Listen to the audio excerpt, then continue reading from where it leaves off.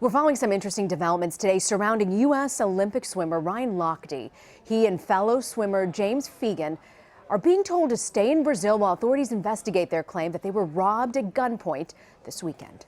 CBS News correspondent Ben Tracy is in Rio with the details. Ben, what can you tell us? Yes, Serena, the story has taken a strange turn. So just to catch people up, over the weekend, Ryan Lochte and three other members of the U.S. swim team say they were robbed at gunpoint after leaving a party early Sunday morning.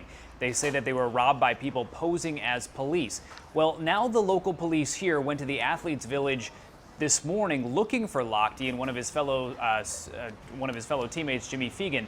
They wanted to question him further, and a judge had actually ordered that their passports be taken so they couldn't leave the country.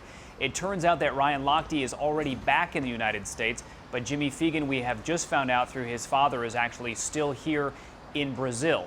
Basically, this judge is saying that she thinks there is discrepancies in their stories, that their stories don't quite add up, and that security camera footage of them returning to the athletes' village makes it look like they weren't shaken up at all. She mentioned that they look like they're joking around.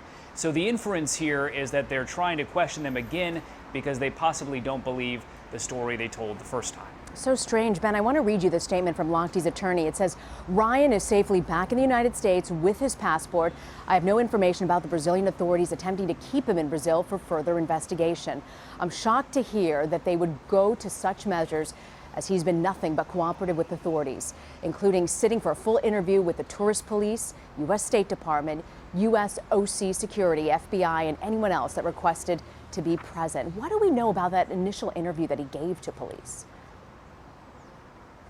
Well, you know, Ryan Lochte made a big deal of saying that he cooperated with the police, that he gave them a full statement, that all these swimmers talked to the police and then were released. There was an interesting thing, though, that happened on Sunday morning, and it looks even more interesting now in retrospect. So there were reports that this had happened. Those start coming out on Sunday morning.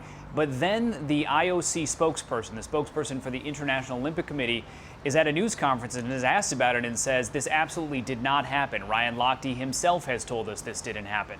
It turns out that information came from the United States Olympic Committee, and they say they were just operating with the information they had at the time.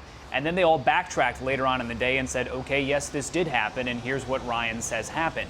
So this story was a little strange from the beginning, and now it's obviously taken a different turn now that the authorities here are questioning whether what they told them initially is true. Ryan Lochte obviously very happy that he's back in the United States, but Jimmy Fegan is still here in Brazil, and it has been reported that apparently the authorities here have warned the airport not to let him board a plane because they want to question him before he leaves the country. Curious to know if he'll have anything more to say on this, Fegan, there in Brazil. Ben Tracy, thank you for this report.